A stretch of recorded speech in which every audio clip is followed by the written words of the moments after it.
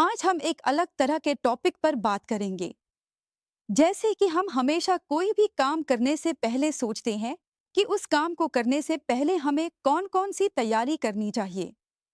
चूंकि मैं डॉक्टर हूँ, उस नज़रिए से अगर मैं कहना चाहूँ, तो आज मैं उस चीज़ के बारे में बात करूँगा जो हम अक्सर अपनी ज़िंदगी की शुरुआत में ही गलती से कर बैठते हैं, उसी चीज़ के बारे में।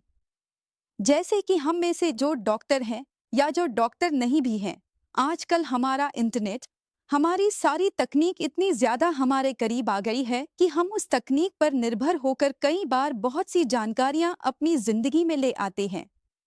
इन्हीं में से हम में से बहुत लोग जानते हैं कि कुछ-कुछ बीमारियां, कुछ-कुछ समस्याएं होती हैं, जो किसी एक परिवार में या एक ही खानदान में कई बार चलती रहती हैं। जैसे कुछ बीमारियां हैं जो वंशानुगत होती हैं, एक व्यक्ति से दूसरे व्यक्ति में, एक पीढ़ी से दूसरी पीढ़ी में फैलती है। इसी तरह कुछ समस्याएं हैं जो आजकल बहुत ज्यादा देखने को मिल रही हैं। हम सब जानते हैं कि थैलेसीमिया नाम की एक बीमारी है। यह थैलेसीमिया बीमारी परिवार में चलती रहती है। जैसे अगर किसी परिवार में थैलेसीमिया का कोई मरीज है, तो उस परिवार में थैलेसीमिया से पीड़ित बच्चे के जन्म की संभावना सबसे ज्यादा होती है। तो फिर हमें क्या करना चाहिए? मैं आज इन विषयों पर थोड़ा बात करूंगा। हमें जरूर अपने बच्चों की शादी कराने से पहले कुछ बातें समझनी चाहिए। और भले ही यह सुनने में थोड़ा कठोर लगे, लेकिन हमें जांच पड़ताल करके ही अपने बच्चों की शादी तय करनी चाहिए।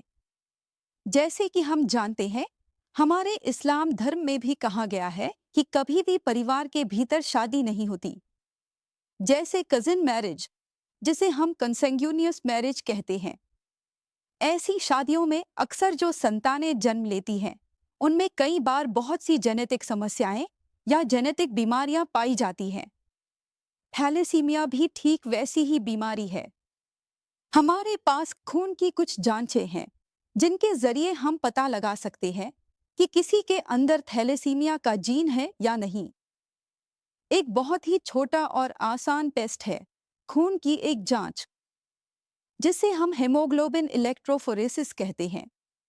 अगर लड़का और लड़की, यानी जिनकी शादी हो रही है, दोनों का इलेक्ट्रोफोरेसिस टेस्ट किया जाए और दोनों में ही यह ट्रेट या बी थैलेसीमिया पाया जाए, तो हमें ऐसी शादियों को हतोत्साहित करना चाहिए। क्योंकि माता पिता, यानी पुरुष और महिला जिनके जरिए यह, अगर दोनों ही माता पिता यह ट्रेट लेकर चलते हैं, तो ऐसे में उनके जो बच्चे पैदा होंगे, उनमें से 50% से भी ज्यादा में थैलेसीमिया हो सकता है। और इसके बावजूद भी कुछ बच्चों में यह बीमारी पाई जा सकती है। थैलेसीमिया ट्रेट आ सकता है, और इसी वजह से हम कहते हैं कि शादी से पहले या अपने जीवन साथी का चुनाव करने से पहले कम से कम एक बार खून की जांच जरूर करवा ले, जिसे हम हेमोग्लोबिन इलेक्ट्रोफोरेसिस कहते हैं, और इससे पता कर ले कि आपके अंदर थैलेसीमिया का कोई जीन है या नहीं।